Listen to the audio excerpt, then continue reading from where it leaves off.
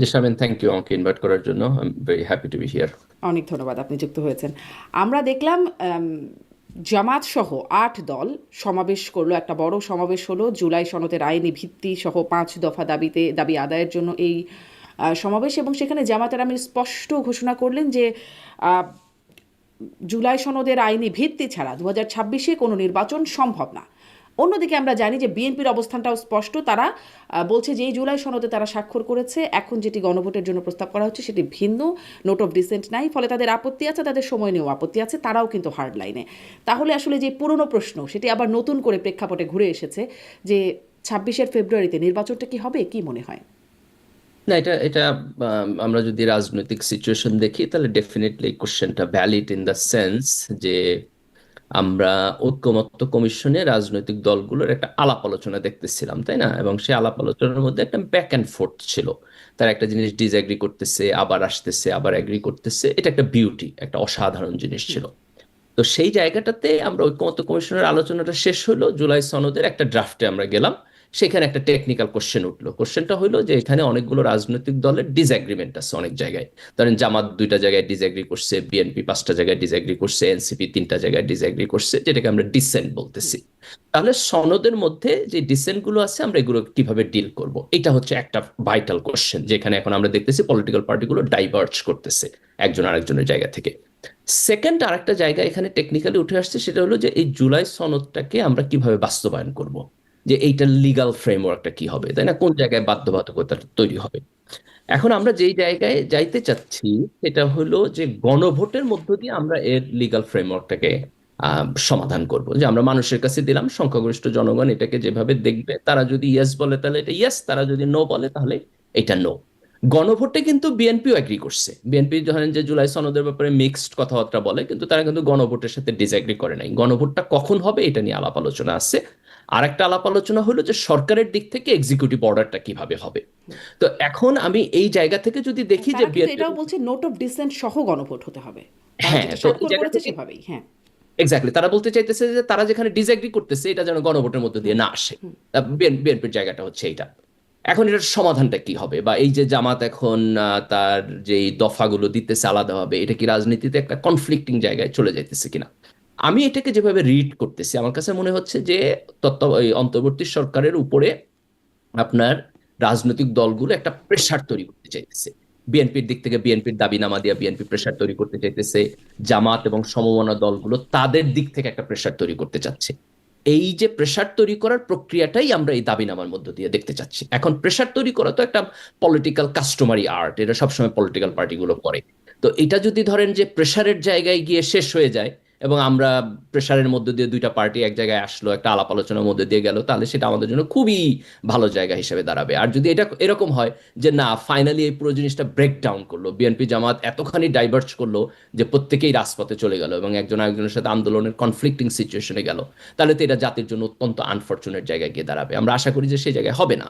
না হইতে হইলে কি হইতে হবে, 2টা পলিটিক্যাল পার্টিরই একটু নমনীয় থাকতে হবে, যে আমি যেমন একভাবে আমার পলিটিক্যাল দাবিটা তুলবো, সেটার পক্ষে দাঁড়াই একটা প্রেশারও দিব, আবার যেন আমি আলাপ আলোচনায়ও যাই, এবং সেখানে যেন আমার কাছে কিছু জিনিস থাকে যেখানে আমি নেগোশিয়েবল, যে না এটা আমি ফ্লেক্সিবল, আমি এটা মেনে নেই। আমার আন্ডারস্ট্যান্ডিং এ কিছু কিছু জিনিস আছে নন নেগোশিয়েবল। যেমন ধরেন আমি জুলাই সনদকে নন নেগোশিয়েবল বলে মনে করি। আমাদের পরিবর্তন একটা লাগবেই। যদি আমরা মনে করি যে আমরা 72 কনস্টিটিউশন যেভাবে ছিল, যেভাবে শেখ হাসিনা দেশ চালাইছে সেভাবেই চলবে, শুধুমাত্র হাসিনার পরিবর্তন অন্য কেউ ক্ষমতায় আসবে, আর কোনো পরিবর্তন দরকার নাই, তাইলে এইটা এই গণ অভ্যুত্থানের এবং বিপ্লবের স্পিরিটের সাথে যায় না। এখনকার এখনকার তরুণ প্রজন্মের যে পরিবর্তনের আকাঙ্ক্ষা তার সাথে যায় না। এই কারণে আমি মনে করি যে পরিবর্তনটা নন নেগোশিয়েবল। পরিবর্তনটার জন্য আমাদের গণভোটে যাইতে হবে, কারণ গণভোটে না হইলে তো আপনার এটার কোনো লিগালিটি থাকে না, তাই না? আমরা কিভাবে এটা ধরেন যে ঐক্যমত কমিশনে কিছু লোক বসে আলাপ আলোচনা করলো, এটা তো গণতান্ত্রিক প্রক্রিয়া না, তারা তো ভোটে আসে নাই। তাহলে আমার তো কোথাও না কোথাও পাবলিক অ্যাপ্রুভাল লাগবে। তাহলে গণভোটটা হচ্ছে আমার পাবলিক অ্যাপ্রুভাল। আমি গণভোটটা ছাড়া পরের নির্বাচনে যাইতে পারবো না, আমার গণভোট লাগবেই। আমি এটাকে নন নেগোশিয়েবল বলে মনে করি। গণভোট কখন হবে, এটা এটা এটা নিয়ে আপনি নেগোসিয়েশন করতে পারেন আগে পরে। আমি বিএনপি আচ্ছা, মনে করতেছে গণভোট নির্বাচনের নন সামনে যেতে পারে। নেগোশিয়েবল আর জুলাই সনদ সেটি নন নেগোশিয়েবল, কিন্তু জুলাই আমার সনদে কি আন্ডারস্ট্যান্ডিং, নোট অফ ডিসেন্ট সহ নাকি নোট অফ ডিসেন্ট ছাড়া, মানে কোনটা? বিএনপি আমি বলছে মনে নোট অফ করি, ডিসেন্ট সহ, জামাত বলছে নোট অফ ডিসেন্ট ছাড়া, যে 48টা দফা আছে সেটি ভিতরে গণভোটে তারা যেতে চায়। Very good point. দেখেন, এখানে তো অনেক পলিটিক্যাল পার্টি ছিল, নানান জনের নানান নোট অফ ডিসেন্ট আছে। আমি তিনটা পলিটিক্যাল পার্টিকে প্রমিনেন্ট হিসেবে আইডেন্টিফাই করব। একটা হচ্ছে বিএনপি। কারণ কি? তার কারণ হলো বিএনপি বড় দল, তার আগে ক্ষমতায় ছিল, ভোটে তারা গেছে, অনেক লোক তাদেরকে ভোট দিচ্ছে। সেকেন্ড জামাত, কারণ হচ্ছে আওয়ামী লীগ এবং জাতীয় পার্টিকে আপনি ড্রপ আউট করলে টপ ফোর পার্টির মধ্যে জামাত ছিল, সো সে এখন second promising political party. Third আমি বলবো এনসিপি, যেহেতু তারা গণ অভ্যুত্থানের মধ্যে দিয়ে আসছে।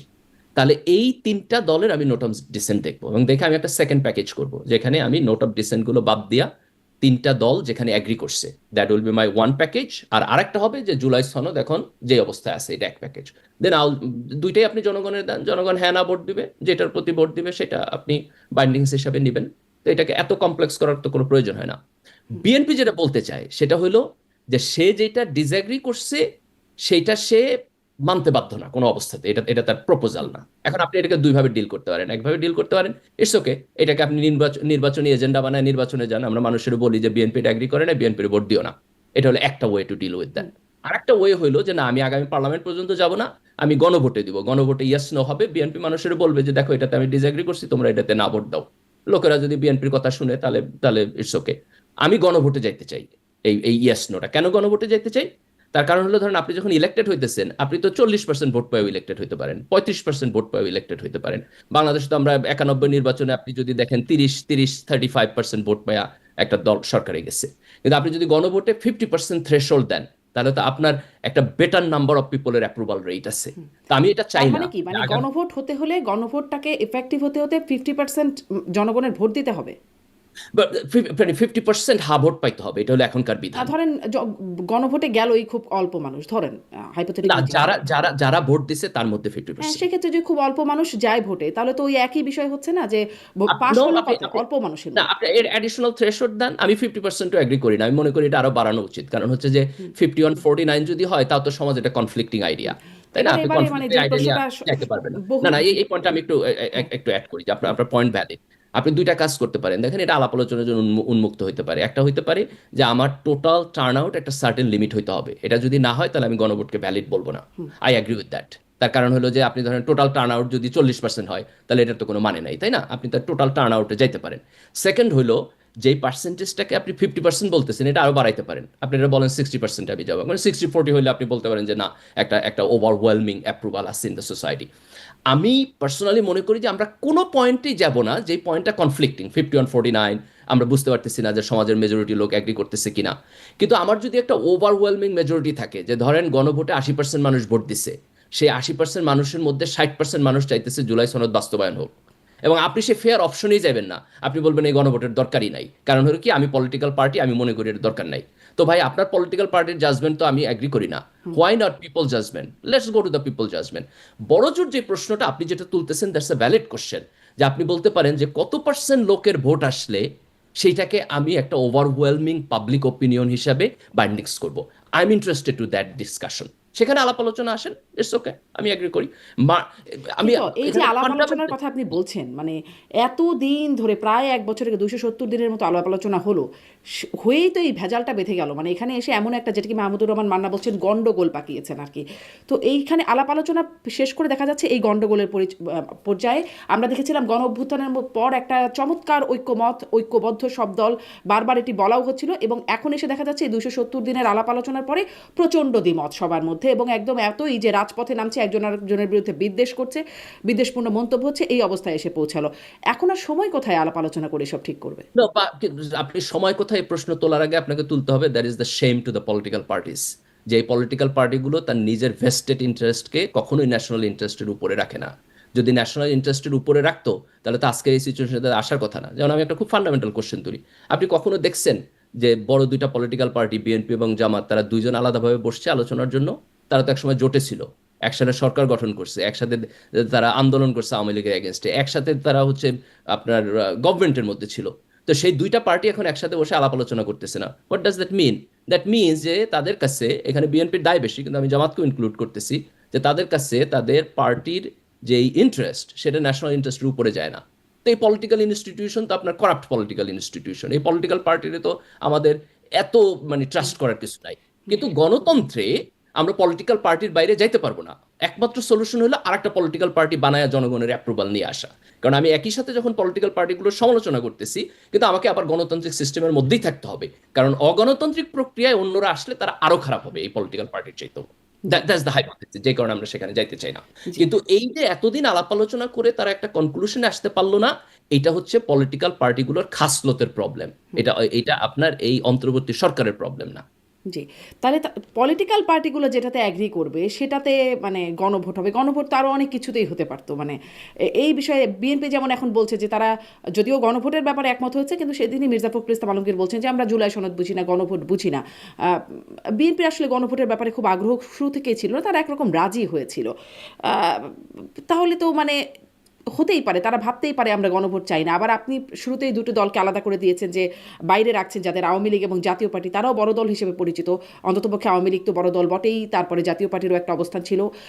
তাদেরকেও বাদ দিলে মানে পলিটিক্যাল পার্টি যারা বড় দল, জনমতের একটা জায়গা ছিল, তারা তো সবই বাদ চলে যাচ্ছে। বিএনপি যদি গণভোট না চায়, আওয়ামী লীগকে বাদ দিচ্ছেন, জাতীয় পার্টিকে বাদ দিচ্ছেন, তাহলে গণভোটের পক্ষে পলিটিক্যাল দল দেখেন, কোথায়? No, আপনি গো টু দ্য পিপল। যদি এরকম হয় যে আমি আওয়ামী লীগ এবং জাতীয় পার্টিকে এক্সক্লুড করতেছি না বলে মেজরিটি মানুষ গণভোটে ভোট দিতে আসলো না, তাদের এখনো লয়্যালটি আছে আওয়ামী লীগ এবং জাতীয় পার্টির প্রতি, অথবা ধরেন তার সাথে বিএনপিও না বললো, এই কারণে লোকেরা হয় ভোট দিতে আসলো না অথবা না ভোট দিল। আপনি মেজরিটি না ভোট হলে আমাদের জুলাই সনদ, আলাপ আলোচনা সব বাদ, আপনি সবকিছু ইলেকশন দিয়ে চলে যাবেন পরের পার্লামেন্টে, তখন আপনি পার্লামেন্ট যেভাবে স্বাভাবিক প্রক্রিয়ায় চলে সেভাবে চলবে। আর যদি আপনি গণভোটে দিয়ে দেখেন যে না 80% মানুষ ভোট দিতে আসছে, they don't care about Awami League, they don't care about Jatiya Party, এবং 80%-এর মধ্যে 60% লোক হা ভোট দিছে, তাহলে আপনার মানতে সমস্যা কোথায়? এই কথা যদি আপনি বলেন যে আমার গণভোটই প্রয়োজন নাই, তাহলে তো আপনি হাইপোথেটিক্যাল কথা বলতেছেন, আমি জনগণের ট্রাস্ট করি না, তাই না? আপনি গণভোটে যান। করেন কি এখন আসলে, যে মানে এই আমরা আমরা আপনার নিশ্চয়ই মনে আছেন ডক্টর ইউনূস চ্যাথাম হাউসে যে যখন কথা বলছিলেন, সঞ্চালকের প্রশ্নে তিনি বলছিলেন আমাদের জনগণ পিআর বোঝেন না, উচ্চকক্ষ নিম্নকক্ষ এগুলো বোঝেন না, তারা ভোট দেয় টাকার বিনিময়ে। মানে এই হচ্ছে আমাদের জনগণ সম্পর্কে মানে একটা Exactly. মতামত। আমি তাহলে এই গণভোট কি? পজিশনটা দেখেন ডিসএগ্রি করি 100%। এইটা আমরা আলোচনা করতে পারি যে ইটস ওকে, যে জনগণের হয়তো পলিটিক্যাল কনসিয়াসনেস একটা সার্টেন লেভেলে নাই, যদি না থাকে তাহলে তো আমাদের কোনো ওয়ে নাই সামনে আগানোর। তাহলে আমার প্রথম আগানো হলো জনগণকে এডুকেট করা, যে তাকে, কারণ আমি তো জনগণকে সাথে না নিয়ে যাইতে পারবো না, তাই না? এটাই গণতান্ত্রিক প্রক্রিয়া, আমার সবাইকে নিয়ে যাইতে হবে। তাহলে এখন আমি যদি মনে করি যে ওকে জনগণ হচ্ছে গণভোট বুঝে না, পিআর বুঝে না, তাহলে আপনারা বুঝান, পলিটিক্যাল পার্টিগুলো ক্যাম্পেইন করার টাইম দেন, তারা জনগণকে যা বুঝাবে, ক্যাম্পেইন করবে, কিন্তু এট দ্য কবে এন্ড অফ দ্য বোঝাবে? ডে তো মানে সময়েরও তো একটা ব্যাপার আছে। 26 ফেব্রুয়ারিতে নির্বাচন, জামাত বলছে নভেম্বরেই গণভোট, এবং এটাতে তারা হার্ড লাইনে আছে। কবে বুঝাবে? না, এই আমি টাইমটাকে ধরেন কখন গণভোট হবে সেটাকে আমি নন নেগোশিয়েবল বলে মনে করি না। আমি মনে করি এটা থিঙ্ক করার সুযোগ আছে এখন। ইয়েস, ইউর রাইট, একটা প্রবলেমে আমরা চলে আসছি। সে প্রবলেমটা হলো যে আমাদের টাইম লাইনটা অল্প, তাই না? এখন দেখেন, এখন হচ্ছে নভেম্বর, আমরা যদি ধরেন ফেব্রুয়ারিতে নির্বাচনে যাইতে চাই, তাহলে আমাদের মাঝখানে টাইম আছে জাস্ট 2 মাস, 2.5 মাস। তাহলে আমরা যদি গণভোটে আম, এখন করতে চাই আগে, অথবা আমি গণভোট আগে হইতে হবে, এটা আমি নন নেগোশিয়েবল মনে করি। ইভেন নির্বাচনের সাথেও গণভোট হইতে পারে, তাহলে দ্যাট জামাত ডাজন্ট কেন আসলে এটাকে নন নেগোশিয়েবল মনে করছে না, মানে মনে করছে তারা কেন এটাতে ছাড় ম্যাটার। দিতে চায় না, কেন হার্ড লাইনে? আজকে জামাতের আমির বলেছেন, সেক্রেটারি জেনারেল মানে বারবার বলছেন আগেই হতে হবে, নভেম্বরেই আমার হতে কাছে হবে। মনে হচ্ছে জামাতের দুইটা আর্গুমেন্ট এখানে। একটা আর্গুমেন্ট হলো যে তারা, একটা হচ্ছে তারা প্রেসার ক্রিয়েট করতে চাইতেছে যাতে করে হচ্ছে অন্তর্বর্তী সরকার বিএনপির চাপে হচ্ছে আপনার মেল ডাউন না করে, একটা কাউন্টার চাপ দিতে চাইতেছে এটা। আর একটা হলো জামাত ভাবতেছে যে দুইটা ইলেকশন যদি একই দিনে হয়, তাহলে জাতীয় নির্বাচন যদি আপনার সুষ্ঠু না হয়, তাহলে এটা গণভোটকে ইম্প্যাক্ট করবে। আর যদি গণভোট আগে হয়ে যায়, তাহলে গণভোটটা সুষ্ঠু হওয়ার সম্ভাবনা বেশি। এটা তাদের পার্সপেক্টিভ। আমি আমি ব্যক্তিগতভাবে মনে করি আপনি গণভোটের টাইম নিয়ে আলাপ আলোচনা করতে পারেন, এবং যদি ধরেন বিএনপি গণভোট এবং জুলাই সনদের একটা এক্সিকিউটিভ অর্ডারে রাজি হয়, তাহলে আপনি ইলেকশনের ডেটটা তার সাথে কম্প্রোমাইজ করতে পারেন। কিছু না কিছু কম্প্রোমাইজ না করলে তো আপনি বিএনপিকে টেবিলে আনতে পারবেন না, অথবা অ্যাকোমোডেট করতে পারবেন না। আমাদের যদি সবাইকে অ্যাকোমোডেট করে একটু নন আইডিয়াল সিচুয়েশনও হয়, তাহলে সেখানে যাওয়া উচিত। জি, আপনি বলছেন জনগণকে এডুকেট করা, মানে এ তো একটা বিশাল কর্মযজ্ঞ বলে মনে হয়। কারণ মানে 48টা দফা যেগুলো গণভোটে যাবে, সেটা বুঝতে আমাদের, আমরা যারা এগুলো নিয়ে একটু বোঝার চেষ্টা করি, একটু পড়াশোনা করার চেষ্টা করি, তাদেরই আমাদের বেশ কষ্ট হয় কিন্তু এই বিষয়গুলো বুঝতে। যেখানে না, 23, এখানে আপনি এটাকে খুব খুব সিম্পল জায়গায় হ্যাঁ, নিতে পারেন। গণভোটটা ধরেন আমি যদি এখন জুলাই সনদ গণভোট দিই, তাহলে কোশ্চেন হলো জনগণের কাছে আপনি যেটা নিয়ে ক্যাম্পেইন করবেন সেটা হলো যে আপনি কি মনে করেন যে এই যে ডক্টর ইউনূসের নেতৃত্বে অন্তর্বর্তীকালীন সরকার, ঐক্যমত্য কমিশন যে আলাপ আলোচনা হয়েছে, do you trust them? If you trust them, তাহলে আপনি জুলাই সনদে ইয়েস দিবেন। আর আপনি যদি মনে করেন যে না আমি এটা ট্রাস্ট করি না, বরং আমি মনে করি আগামী পার্লামেন্টের বেশি ট্রাস্ট করি, যেই জিতে আসুক সে আগামী পার্লামেন্টে আলাপ আলোচনা করে সমাধান করবে, তাহলে আপনি না ভোট দিবেন। আপনার না ভোটের মানে হলো everything will be going to the next parliament.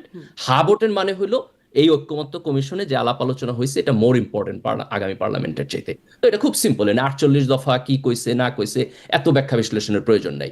আপনি কোনটাকে ট্রাস্ট করেন, যেমন ধরেন আমার পজিশন আমি জুলাইয়ের গণ অভ্যুত্থানের মধ্য দিয়া একটা পরিবর্তন দেখতে চাই, আগামী পার্লামেন্টের হাতে এটা ছেড়ে দিতে চাই না, এই কারণে আমি জুলাই সনদের ইয়েস ভোট দিব। এখন কেউ যদি মনে করে যে না এই যে একটা এক্সপেডাইট প্রসেস চলতেছে, গণ অভ্যুত্থানের কথাকে আলাপ আলোচনা করতেছে, এই লোকেরা ইলেক্টেড না, তার চাইতে আগামী পার্লামেন্টের এটা ডিল করা বেটার, সে না ভোট দিবে। তা আপনি আপনি যদি একেবারে প্রত্যেকটাই জটিলতায় যাইয়া ডিটেলস বুঝতে না চান, এই দুইটার মধ্যে কারে মোর ট্রাস্ট তাহলে করেন, তো এটা খুব তো খুব সুন্দর হতো। সিম্পলিফাইড আপনি কোশ্চেন। যেটা বলছেন সেটা তো খুব সুন্দর ব্যাপার যে সব দল মিলে একটা বিষয় রেডি করেছে, ঐক্যমত কমিশন এতদিন আলোচনা করে, এখন আপনারা কি সেটা চান কিনা। কিন্তু সব দল মিলে একটা বিষয় তো যেতে পারে নাই, মানে সেটি যখন পারছে না, পরিস্থিতিটা যখন এখানে এসে পৌঁছাচ্ছে, তখন আসলে কি হবে। বিএনপি তো মানছে না, বিএনপির সাথে আরো অনেকগুলো দল আছে যারা মানছে না, এদিকে জামাত হার্ড লাইনে। আমার প্রশ্নটা এখানেই, এখন সরকার ওই যে কদিন আগে ডক্টর আসিফ নজরুল মাননীয় আইন উপদেষ্টা তিনি বলছিলেন যে এখন সরকার কি করবে বুঝতে পারছে না, মানে কি করবে সরকার এই পরিস্থিতিতে। আমাকে যদি আমি যদি ডিসিশন মেকিং জায়গা থেকে আমি খুব সিম্পল করতাম, আমি হচ্ছে জুলাই সনদের দুইটা পার্ট করে গণভোটে দিতাম, একটা হচ্ছে ডিসেন্ট সারা, আর একটা হচ্ছে এখন যে অবস্থানে আছে সেই অবস্থানে। এই দুইটা গণভোট হচ্ছে আপনি দুইভাবে করতে পারেন। বিএনপির সাথে আমি আলোচনায় বসতাম, বিএনপি যদি রাজি হয় ন্যাশনাল ইলেকশনের অল্প কয়েকদিন আগে আপনি গণভোটটা আগে দিয়ে দিলেন, তারপর ন্যাশনাল ইলেকশনে গেলেন, অথবা ন্যাশনাল ইলেকশন এবং গণভোট একসাথে করলেন, কিন্তু আমি দুইটা প্যাকেজ দিলাম।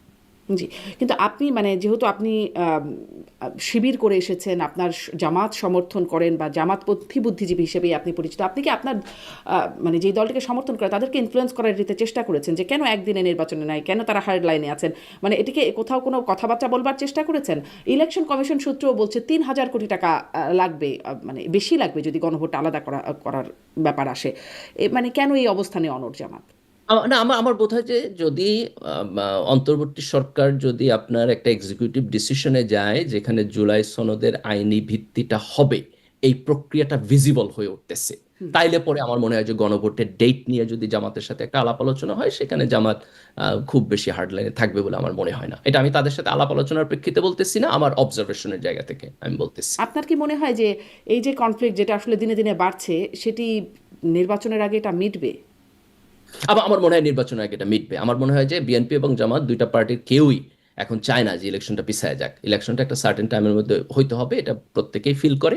এবং আমার কাছে মনে হয় যে এই যে কনফ্লিক্ট যেগুলো তৈরি হইতেছে, এগুলো যখন অন্তর্বর্তী সরকার যদি একটু স্মার্টলি ডিসিশন নেয়, তাহলে এটা খুব ডাইভার্ট হবে বলে আমার কাছে মনে হয় না। অন্তর্বর্তী এবং সরকারের মানে আনস্মার্টনেসটা কোথায়, কোথায় স্মার্টলি ডিসিশন নিল না।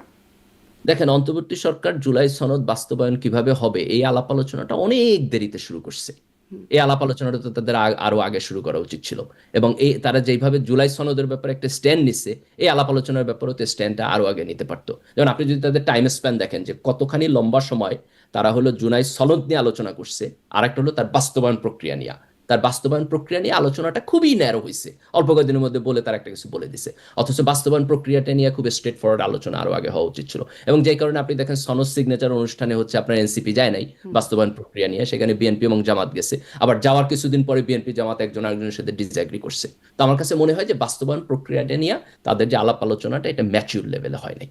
জি, আরও একটা প্রশ্ন যে গণভোট হলো, গণভোটের পরে সব কিছু মানে পরের সরকার এটা গণভোটে অনুযায়ী কাজ করবে, এটারই বা নিশ্চয়তা কি, মানে সংবিধান যেটি supreme law of the land হিসেবে আমাদের পরিচিত, সেটির বরাবর আমরা ব্যত্যয় দেখেছি, লঙ্ঘন দেখেছি, সেটিকে পাশ কাটিয়ে যারা ক্ষমতায় থাকেন তারা অনেক কিছু করে ফেলেন এবং তারও নানান রকম ব্যাখ্যা বিশ্লেষণ তৈরি হয়ে যায়। তাহলে এটি যে পাশ হবার পরে এটি মানে ভালোভাবে পালিত হবে, তার নিশ্চয়তা কি।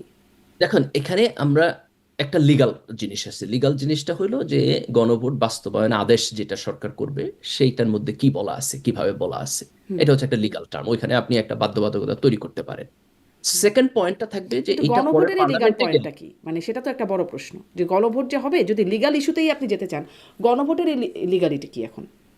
গণভোটের লিগালিটি এখনকার সরকারের লিগালিটি কি। এখনকার সরকার সংবিধানের 106 অনুচ্ছেদ অনুযায়ী তারা ডক্ট্রিন অফ নেসেসিটির ভিত্তিতে এসেছে। সরকার 106 অনুচ্ছেদের যেটা সুপ্রিম কোর্টের ওপিনিয়ন, সেই সুপ্রিম কোর্টের ওপিনিয়ন কি বাইন্ডিং? বাইন্ডিং হতে হবে না, সুপ্রিম কোর্টের অপিনিয়ন তো কেউ ডিসঅ্যাগ্রি করছে না, চ্যালেঞ্জ করে নাই তো। তার মানে হচ্ছে যে এই যে আপনি চ্যালেঞ্জ না করে মাইনা নিচ্ছেন, তার বৈধতা হলো এই জায়গায়। তার বৈধতা 106 না, তার বৈধতা হলো আমরা সবাই এটাকে মাইনে নিচ্ছি, এটা জুলাইয়ের গণ অভ্যুত্থানের মধ্যে দিয়ে আসছে।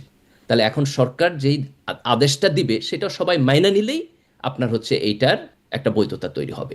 এই বৈধতাকে আপনি প্রশ্ন করবেন কখন? যখন আগামী পার্লামেন্টে যে জিতে আসবে সে আইসা যদি বলে এটা বৈধ না, না ধরেন তখন আমি বলছিলাম আপনি যে ধরেন দিয়েন। যদি আপনি লিগ্যালিটির জায়গায় আলোচনা করেন তাহলে মানে এই সরকারের বৈধতার কোনো জায়গা ছিল না। সংবিধানের 106 অনুচ্ছেদ অনুযায়ী বলছেন যে বৈধতা দেওয়া হয়েছে যে এই সরকার প্রয়োজনীয় কাজ করতে পারবে, ডক্ট্রিন অফ নেসেসিটি অনুযায়ী এই এই অবস্থায় করতে পারবে। কিন্তু গণভোটটা এরকম কিসের অধীনে গণভোটটা চলে আসবে? মানে এটা সরকার এক্সিকিউটিভ অর্ডার দিবে, যখন পার্লামেন্ট থাকে না তখন তো গভর্নমেন্ট এক্সিকিউটিভ অর্ডার দিতে পারে, তাই না? যেহেতু আমাদের এখন পার্লামেন্ট নাই, in the absence of parliament আপনি হচ্ছে এক্সিকিউটিভ অর্ডার দিবেন, এক্সিকিউটিভ অর্ডার পরের পার্লামেন্টে এসে রেটিফাই কিন্তু করবে। গণভোট আইন কিন্তু একটা আছে, 1991 সালের একটা গণভোট আইন আছে যেখানে বলা আছে যে গণভোট হবে সংসদে, সংসদে যে বিল পাশ হবে সেটির উপরে গণভোট হওয়া যায়, মানে হতে পারে। এইরকম বিষয় কিভাবে গণভোটে যাবে? না দেখেন, আমরা আমরা যে গণভোটে যাইতেছি এটা তো ডিফারেন্ট। যেমন ধরেন যে ইউরোপিয়ান কান্ট্রিতে যখন ব্রেক্সিটের জন্য গণভোট হয়েছে, তাই না, যে সেই ইউরোপিয়ান ইউনিয়নে আসবে কি আসবে না এরকম সিচুয়েশন। তা আমাদের কনস্টিটিউশন তো এরকম বড় সিচুয়েশনের ব্যাপারে কিছু বলা নাই। যেমন ধরেন যে আমরা এখন হচ্ছে আপনার কনস্টিটিউশন পরিবর্তনের জন্য গণভোটের কথা বলতেছি। জুলাই সনদের মধ্যে কনস্টিটিউশন ফান্ডামেন্টাল পরিবর্তন আসছে, তো এটা আমাদের কনস্টিটিউশনে নাই। এখন আপনি কনস্টিটিউশন দিয়ে যদি গসপিতা দিয়ে মাপা শুরু করেন তাহলে আপনি কিছুই করতে পারবেন না, কারণ কনস্টিটিউশনে তো হাসিনা পলাই গেলে কি হবে এটা বলা ছিল না, তাই না? কনস্টিটিউশনে যেই পার্লামেন্ট আমরা ভেঙে দিছি সেই পার্লামেন্ট আপনি কোন ভ্যালিডিটি দিয়ে ভাঙছেন সেটা তো কনস্টিটিউশনে নাই। আমরা এখন একটা এক্সট্রা কনস্টিটিউশনাল স্পেসে আছি, এটা আপনাকে প্রথমে মানতে হবে। যে জুলাইয়ের গণ অভ্যুত্থানের মধ্যে দিয়ে আমরা যে জায়গায় আসছি, এখন কনস্টিটিউশনের গসপিতা দিয়ে মাইপা কোনো লাভ নাই। আমাদেরকে যেটা করতে হবে তারপরে সেটা পরের সংসদকে আপনি এই গসপিতা দিয়ে মাইপা বাধ্য করতে পারবেন? না, পরের সেটা আমি বলছি যে পরের সংসদের একটা স্বাধীনতা থাকবে। দেখেন, পরের সংসদ চাইলে এই সবকিছু উল্টায় দিতে পারে, উল্টায় দিলে একটা কনফ্লিক্ট তৈরি হতে পারে। এখন এইটাকে আপনি কিভাবে মানে এটার কাউন্টার মেজারমেন্ট নেবেন? দেখেন, কাউন্টার মেজারমেন্ট খুব সিম্পল। আপনি যদি এখন একটা এক্সিকিউটিভ অর্ডার দেন, এটা একটা গণভোট হয়, গণভোটে কত পার্সেন্ট মানুষ ভোট দিতেছে, পরের পার্লামেন্ট এই জনমতের প্রতি তার একটা ভয় থাকবে।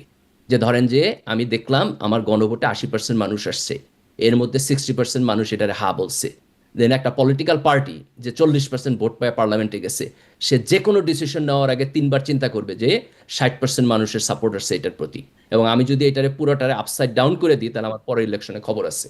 এটাই তো গণতন্ত্র।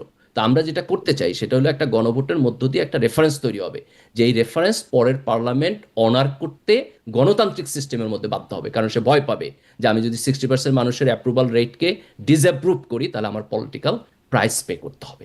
That's the only way you can move forward and that is democratic. আর যদি ধরেন গণভোটে আপনি পাইলেন না তাহলে তো সবকিছু শেষ, কোনো প্রবলেম নাই, আমরা স্ট্রেট ফরওয়ার্ড পরের পার্লামেন্টে তার চলে মানে যাবো। আপনি বলছেন গণভোট কত শতাংশ মানুষ গণভোটে আসতে হবে সেটারও একটা মাপকাঠি থাকতে হবে? থাকতে পারে, আলাপ আলোচনা করতে পারেন। কারণ হচ্ছে যে দেখেন, প্রাইমারি আন্ডারস্ট্যান্ডিং, এই প্রাইমারি আন্ডারস্ট্যান্ডিং হলো আমরা কোনো কিছু কারোর উপর চাপাই দিতে চাই না। আমার মন চাইলে বলে আপনার উপর চাপাই দিব, অথবা আপনার মন চাইলে বলে আমার উপর চাপাই দিবেন, সেটা হইতে পারবে না। এখানে একটা অ্যাপ্রুভাল লাগবে। কার অ্যাপ্রুভাল লাগবে? অ্যাপ্রুভাল লাগবে সংখ্যাগরিষ্ঠ জনগণের। তাহলে সংখ্যাগরিষ্ঠ জনগণের অ্যাপ্রুভাল লাগলে কত পার্সেন্ট লাগবে? আমরা মিনিমাম ডিসিশন নেওয়ার জন্য সাধারণত 50%-এ যাই। যেমন আপনি পার্লামেন্টের সরকার গঠন করবে 50% সংখ্যাগরিষ্ঠতা নিয়ে। কিন্তু যখনই আমরা মোর ওয়েটফুল জিনিসে যাই, যেমন সংবিধান সংশোধন, সেখানে আমরা বলি 2/3। কেন 2/3 বলি? কারণ মেয়ার 50%-এর মধ্য দিয়া সংবিধান সংশোধনের মতো একটা বড় কাজ আমরা করতে চাই না। তাহলে জুলাই সনদ তো একটা রেভলিউশনারি পরিবর্তন, আমরা 72 কনস্টিটিউশনের ফান্ডামেন্টালস পরিবর্তন করতে চাইতেছি অনেক জায়গায়, তাই না? সংসদের উচ্চকক্ষ করতে চাইতেছি। তো এতখানি রেভলিউশনারি পরিবর্তন আমি অল্প কিছু মানুষের অ্যাপ্রুভাল নিয়ে করতেই চাই না, যেটা চাপাই সমাজে দিতে চান কনফ্লিক্ট না। না হয়ে এরকম যাবে। করে কি আসলে মানে এটা বুঝলাম গণভোটের আপনার একটা যৌক্তিক বিশ্লেষণ বা পরামর্শ আছে, কিন্তু সরকার বা দলগুলো এটি মানে কিনা এটি একটা বড় প্রশ্ন। মানে তারা কোনো আমি জায়গায় মনে করি যে অন্তর্বর্তী সরকার যদি মানে, দেখেন রাজনৈতিক দলগুলো তাদের ভেস্টেড ইন্টারেস্টে কি বলতেছে দ্যাট ডাজন্ট ম্যাটার, কারণ আমি জনগণের কাছে যাইতেছি। মেজরিটি জনগণ যদি আমাকে অ্যাপ্রুভাল দেয়, আমি আমি অনেস্ট, আমি স্ট্রেট ফরওয়ার্ড, আমার জায়গায় আমি ঠিক আছে। আমি মনে করি অন্তর্বর্তী সরকারের উচিত এই কোনো রাজনৈতিক দলের এইসব কেওয়াসের দিকে না তাকাইয়া তাদের উচিত এটাকে গণভোটে পাঠায় দেওয়া, এবং গণভোটের থ্রেশহোল্ডটা আলাপ আলোচনা জি, করে ঠিক কিন্তু করা। বিশেষজ্ঞরা তো মানে অন্তর্বর্তী সরকার যখন আলোচনায় সুরাহা হলো না, বিশেষজ্ঞর মতামত নিল, তাতে আরো গন্ডগোল বেঁধে গেল। মানে যেটিকে ওই যে বলছিলাম মাহমুদুর রহমান বলছেন গন্ডগোলই পাকিয়েছেন প্রধান উপদেষ্টা। আমার মনে হয় যে এটাকে সহজ সরল জায়গা থেকে না দেখে ফর নাথিং কমপ্লেক্স করা হইতেছে, তাই না? আপনি যদি গণভোটে মানে এগ্রি করেন এবং জনগণকে এগ্রি করেন, তার ফলে তার কোনো কোশ্চেন থাকে না। এখন দেখেন, ধরেন তাহলে যে আমাকে বিএনপি বলেন তো এই কমপ্লেক্স করার উদ্দেশ্যটা কি? মানে কিছু তো একটা কারণ আছে, কমপ্লেক্স করার উদ্দেশ্য কি? That's a great question. I don't know এটা কি ধরেন যে আপনার মানে ইনক্যাপাসিটি না ইচ্ছা করে কেউ ঝামেলা করতে পারতেছে। I have no idea, I have no clue. হ্যাঁ, মানে যারা কথা বলছেন এই বিষয়গুলো নিয়ে তারা প্রায়ই বলছেন যে যারা এই ঐকমত্য কমিশনে ছিলেন, ডক্টর আলী আলী রিয়াজ, আহ, তারা হচ্ছে ঝামেলা পাকিয়ে দিয়ে দেশের বাইরে চলে গেছেন। আসলে এখন যখন এই বিষয়গুলো নিয়ে আলোচনা চলছে না, কি আমার হবে। কথা হচ্ছে এইটা এইটা ফেয়ার অ্যাসেসমেন্ট না। কেন ফেয়ার অ্যাসেসমেন্ট না? দেখেন ডক্টর ইউনূসের সরকারের এখন পর্যন্ত আপনি যদি সফলতা বলেন, একমাত্র এবং বড় সফলতা হলো ঐকমত্য কমিশন আলাপ আলোচনা করে জুলাই সনদের একটা কনক্লুসিভ ড্রাফটে আসছে। এইটা একটা কনস্ট্রাকটিভ ডেভেলপমেন্ট। এটা আমি একটা বড় ডেভেলপমেন্ট বলবো। দেখেন এখন যদি কোনো কিছু নাও হয়, নাগরিক হিসাবে আমাদের সামনে একটা রেফারেন্স পয়েন্ট আসলো যে এটা এই আলোচনা হয়েছে, প্রোসকন সামনে আসছে, এই পরিবর্তনটা করা যায়। তো এইটাকে আমি একটা অসাধারণ ডেভেলপমেন্ট বলবো। এখানে তাদের কিছুটা ত্রুটি দুর্বলতা থাকলেও most probably this is the first time in Bangladesh যে আমরা সংবিধান সভা কইরা যে সমস্ত আলাপ আলোচনা করার কথা ছিল সেই আলাপ আলোচনাগুলো সকল রাজনৈতিক দলকে একসাথে নিয়ে করছি। এটা কোথায় আমাদের সকল ন্যাশনাল রাজনৈতিক বিল্ডিং দল? আমি যদি বলি নিবন্ধিত রাজনৈতিক দল আছে ইলেকশন কমিশনের হিসাব অনুযায়ী 58টা, আর অনিবন্ধিত দল আরও আছে। সেখানে মানে 29টা দল মিলে কথাবার্তা বললো, সেখানে 25টা দল স্বাক্ষর করলো। আমি দেখি না, যে আপনি আপনি বেশিরভাগ দলই বাইরে। না, আপনি যদি আপনার কমন সেন্স অ্যাপ্লাই করেন, আমাকে একটা দলের নাম বলেন যেটা প্রমিনেন্ট আর কিন্তু এখানে বাদ পড়ছে। Just name me one single party. যেমন ধরেন যারা মানে আপনিই বলছিলেন আওয়ামী লীগকে বাদ দিচ্ছেন, জাতীয় আওয়ামী পার্টিকে লীগের বাদ জাতীয় দিচ্ছেন। পার্টি তো হিসাবে আওয়ামী লীগ 14 দল এবং জাতীয় পার্টি হিসাবের বাইরে। তার কারণ হলো জুলাই গণ অভ্যুত্থানের মধ্য দিয়া তারা হচ্ছে রিজেক্টেড হয়েছে এবং তারা স্বল্প সময়ের মধ্যে রাজনীতিতে আসতে পারবে না। They have to pay a price. তার কারণ হলো তারা আগের এটার 3টা কি কোনো ইলেকশন চুরি গণভোট করছে। হয়েছে? মানে এই তাদেরকে প্রাইস পে করতে হবে, অবশ্যই করতে হবে, কিন্তু এই যে তাদেরকে যে রাজনীতি থেকে বাদ দিয়ে দেওয়া হচ্ছে, এটার কি কোনো না, গণভোট হয়েছে এটা নাকি এটা চাপিয়ে দেওয়া গণ হচ্ছে? অভ্যুত্থানের মধ্য দিয়া, এটা গণ অভ্যুত্থানের তো একটা লেজিটিমেসি আছে, এটা গণ অভ্যুত্থানের মধ্য দিয়া হয়েছে। যদি এখানে বড় ধরনের কোশ্চেন উঠে তাহলে আপনি এটারও গণভোটে দিতে পারেন, আই ডোন্ট মাইন্ড। কিন্তু এইটাকে আপনি ধরে নিতে পারেন যে গণ অভ্যুত্থানের মধ্য দিয়া এটার সমাধান হয়ে গেছে। যেমন ধরেন যে শেখ হাসিনার সরকারের পতন হয়েছে, তারা এখানে একটা ফ্যাসিস্ট সিস্টেম ডেভেলপ করছে, সেই ফ্যাসিস্ট সিস্টেমের এগেনস্টে গণ অভ্যুত্থান হয়েছে। তো তাদের ব্যাপারে গণ অভ্যুত্থানের শক্তি একটা ডিসিশন নিতেই পারে। এটাকে যদি আপনি রাজনৈতিক জায়গা থেকে আবার চ্যালেঞ্জ করে গণভোটের প্রশ্ন তুলতে পারেন, তার একাডেমিক মেরিট আছে, প্র্যাকটিক্যাল প্র্যাগমেটিক মেরিট নাই। কিন্তু ধরেন আমি তো মনে করি না, গণভোটে কেন গেলে প্র্যাকটিক্যাল প্র্যাগমেটিক মেরিট কেন দেখেন না? ধরেন যদি বিষয়টা এভাবে বলি যে আওয়ামী লীগের পতন হয়েছে, তাদের অপকর্ম নানান ছিল, সেইগুলোর কারণে মানুষ বিরক্ত হয়ে তাদের বিরুদ্ধে বিক্ষোভ করেছে, কিন্তু মানে এমনকি অনেক আওয়ামী লীগরা তাদের বিরুদ্ধে মাঠে নেমেছে, ছাত্রলীগের অনেকে ছাত্রলীগ ছেড়ে দিয়ে দেখেছেন নিশ্চয়ই, তখন জাহাঙ্গীরনগর বিশ্ববিদ্যালয়ে ছাত্রলীগ করতো, তারা মারও খেয়েছে ওই ওই সময় ছাত্রলীগ ছেড়ে দিয়ে। একসাথে অনেকে ছাত্রলীগ থেকে পদত্যাগ করেছে। কিন্তু তারা কি চায় যে আওয়ামী লীগ দল হিসেবে নিষিদ্ধ হয়ে যাক, তাদের কার্যক্রম নিষিদ্ধ থাকুক? দেখেন, এখানে এই প্রশ্নটার একটা মেরিট এবং ভ্যালিডিটি থাকতো যদি এটা এরকম হতো যে আওয়ামী লীগ নির্বাচিত হয়ে আসছে, 5 বছরের মধ্যে তার কাজের কারণে একটা গণবিস্ফোরণ হয়েছে, মানুষ রিয়াকশন করছে এবং তার কারণে তার পতন হয়েছে। এটা যদি হইতো তাহলে আপনার এই কোশ্চেন ভ্যালিড ছিল। কিন্তু আওয়ামী লীগ পরপর 3টা ইলেকশন চুরি করছে, পুরো গণতন্ত্র থেকে বের হয়ে যায়, একটা ফ্যাসিস্ট সিস্টেম ডেভেলপ করছে এবং তার এগেনস্ট একটা গণ অভ্যুত্থান হয়েছে। যেমন খুব ফান্ডামেন্টাল জিনিস, শেখ হাসিনা এখন ইন্ডিয়াতে কেন? না, ওয়াই ধরেন নট? আপনারাও তো এই চেষ্টাটা করছিলেন যে মানে ভোটকে পদ্ধতিকে বিতর্কিত করার, আপনারা পারেন নাই, আওয়ামী লীগ এই 2 নম্বরই কাজটা পেরে গেছে, সফল হয়েছে। আপনারা মানে কারা? মানে আমি বলছি বিএনপি জামাত যখন জোট সরকারে ছিল তখনই তো আসলে তত্ত্বাবধায়ক সরকার ব্যবস্থাটাকে বিতর্কিত করা হলো, তখনই হলো কে এম হাসানের বয়স বাড়িয়ে তাকে প্রধান বিচারপতি করার না, প্রয়োজন। করছে এক্স্যাক্টলি তারপরে কি এক্স্যাক্টলি হলো, করছে। রাষ্ট্রপতিকে সংবিধানের সকল, আমি ওই যে বলছিলাম যে সুপ্রিম ল অফ না দ্য আমি ল্যান্ড আমি ভাঙতেও আমাদের সময় লাগে না, না, সেটাকে আমি আপনার লঙ্ঘন করে আপনারা তখন ইয়াজউদ্দিন আহমেদকে তখন প্রধান তত্ত্বাবধায়ক সরকার প্রধান করে দিলেন। এবং তারপরে তো ঝামেলা তৈরি হয়ে গেল, চলে না, আসলো এক ধরেন এগারো, যে তাই না? দুইজন লোক একজন আরেকজনের খুন করতে চাইছে কিন্তু পারে না, আরেকজন খুন করে ফেলছে, দুইজনের পানিশমেন্ট তো সমান না। যে খুন করে ফেলছে সে তো খুনি, তার তখন পানিশমেন্ট হবে, কাজে আওয়ামী লীগের পানিশমেন্ট হবে। আপনি যদি ইন্টেনশন নিয়ে প্রশ্ন করে বলেন যে বিএনপি এবং জামাতের জোট সরকার ছিল, সো বিএনপি এবং জামাত কম্বাইন্ডলি একটা ফেয়ার ইলেকশনের মধ্য দিয়ে ক্ষমতা হস্তান্তরের ব্যাপারেও খুব বেশি সৎ না, খুব বেশি অনেস্ট না, এটা বলেন, আই এগ্রি উইথ ইউ। তার কনস্টিটিউশন চেঞ্জ করছে, তারা বিচারপতিদের বয়স বাড়াইছে এবং সেটা বাড়ায় তত্ত্বাবধায়ক সরকার ব্যবস্থার সিস্টেমটাকে হ্যাক করতে চাইছে। কাজে এই প্রশ্ন যদি আপনি করেন, আই এগ্রি।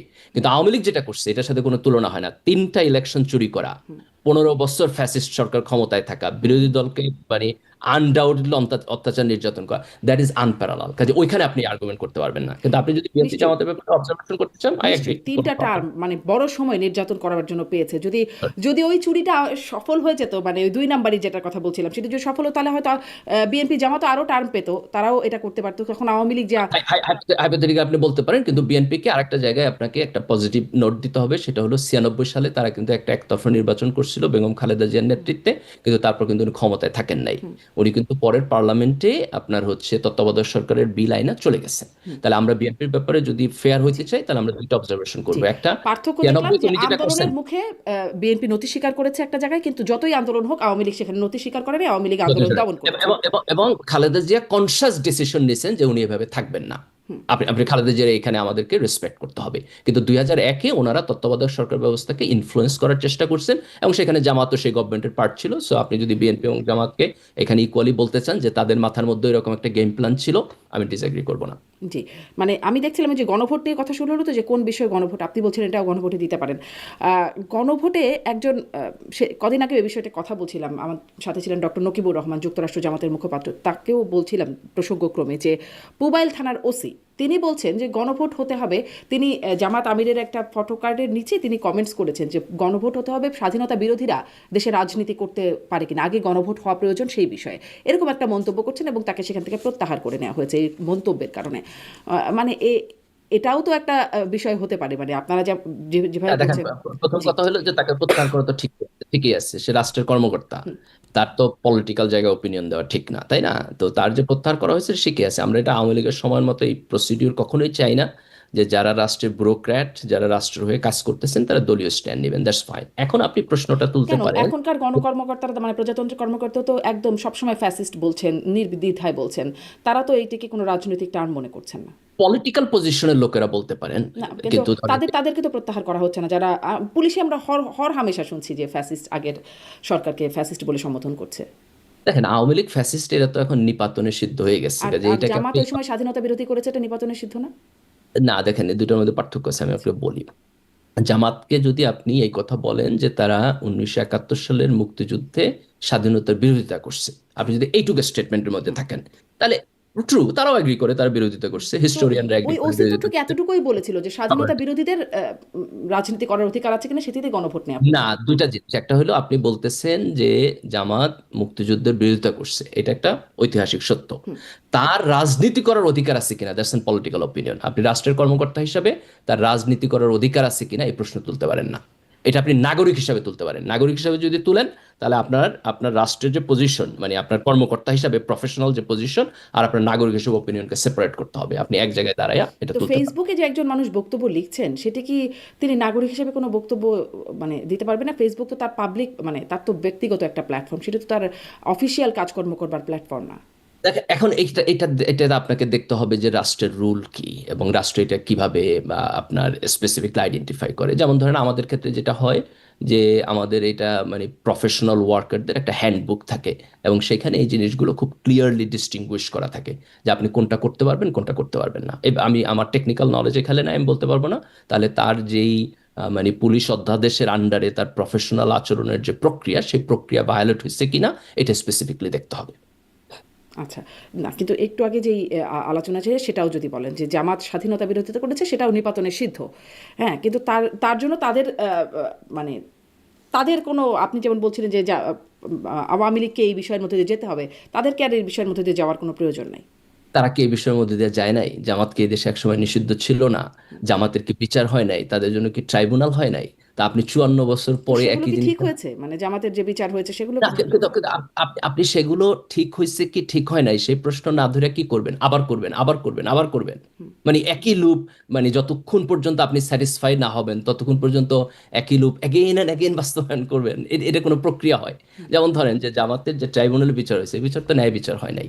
তাহলে আপনার জন্য কোনটা ফার্স্ট প্রায়োরিটি? আগে জামাতের যে ন্যায় বিচার হয় নাই সেটা ডিল করা, নাকি আবার জামাতের বিচারের প্রশ্ন তোলা? হুম, না মানে আপনি আপনি কোন জায়গা থেকে তুলবেন? মানে ধরেন যে আপনি দেখেন 71 একটা vital issue, I agree with that. কিন্তু 71-কে জামাতের এগেনস্টে পলিটিক্যাল টুল হিসাবে যে ব্যবহার করা, এটা তো আওয়ামী লীগ করে ফেল করছে। So we should stop that. আমাদেরকে এটা ব্যবহার করার জায়গাটা বন্ধ করা উচিত। আমরা যদি এটাকে ন্যাশনাল রিকনসিলিয়েশনের জায়গা থেকে তুলতে চাই, দ্যাট ইজ এ ভ্যালিড। যেমন ধরেন আজকে আমরা শেখ হাসিনার বিচারের কথা বলতেছি, আপনি কি আজকে থেকে 54 বছর পরেও আপনি শেখ হাসিনার বিচারের কথা বলবেন? যদি আগামী 5-10 বছরের মধ্যে আমরা হাসিনার বিচার ঠিকঠাক মতো করতে না পারি, 54 বছর পরে কি আপনি আবার আরেকটা ট্রাইব্যুনাল করবেন শেখ হাসিনা বিচারের জন্য? Does that make any sense?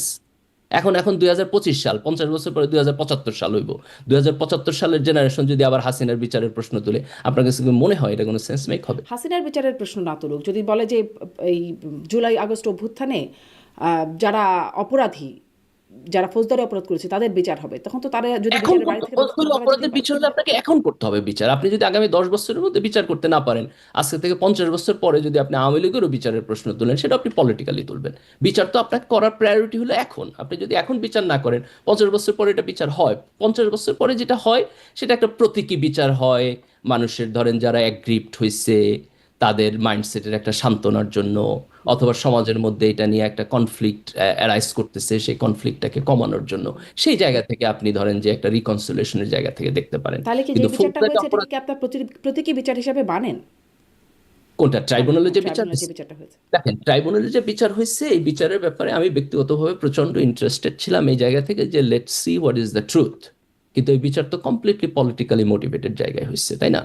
দেখেন, আমি যেটা মনে করি সেটা হলো যে 71 বিষয় নিয়ে তো অনেক আলাপ আলোচনা হয়। একটা হলো যে জামাত কেন মুক্তিযুদ্ধের বিরোধিতা করছে, এটা জামাতের কাছ থেকে আমাদের শুনতে হবে যে হোয়াট ওয়াজ দ্য রিজন, অন্যান্য জিনিস। একটা ঐতিহাসিক কনফ্লিক্টিং শুধু জায়গায় তাদের বিরোধিতাই তো নানান না, পাকিস্তান যখন গণহত্যা চালাচ্ছিল হ্যাঁ, আমি তখন আমি তাদের আসতেছি, আমি সমর্থন সহযোগিতায় ছিল। না, আমি ওয়ান বাই ওয়ান আসি যে দেখেন জামাত কেন মুক্তিযুদ্ধের বিরোধিতা করছে, এটা তাদের কাছ থেকে তাদের এই ফিলসফিটা আমাদেরকে জানতে হবে এবং তার দিকটা, তার স্টোরিটা শুনতে হবে। সেকেন্ড হলো যে মুক্তিযুদ্ধের সময় একটা গণহত্যা হয়েছে, দ্যাটস দ্য মোস্ট ইম্পর্টেন্ট জিনিস। একটা বড় মাপের গণহত্যা হয়েছে। এই গণহত্যার এক্সিকিউটিভ দায় দায়িত্ব তখনকার পাকিস্তান মিলিটারির ছিল। জামাত মিলিটারির সাথে ছিল, তারা মুক্তিযুদ্ধের যেহেতু বিরোধিতা করছে, পাকিস্তান তারা ভাঙতে চায় নাই। তো এইখানে জামাতের কতখানি ফৌজদারি অপরাধের সাথে সংশ্লিষ্টতা ছিল, এটা একটা লিগ্যাল কোশ্চেন। এটা আপনি কেবলমাত্র একটা ফেয়ার কোর্টের মধ্যে প্রুফ করতে পারেন।